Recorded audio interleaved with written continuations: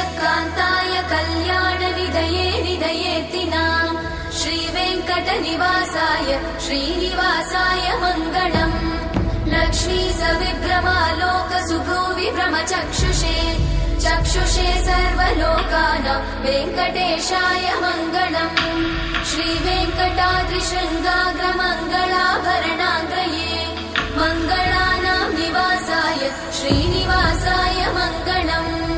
सर्वावयव सौन्दर्य सम्पदा सर्वचेतसां सदा सम्मोहनायास्तु वेङ्कटेशाय मङ्गलम् नित्याय निरवध्याय सत्यानन्दचिदात्मने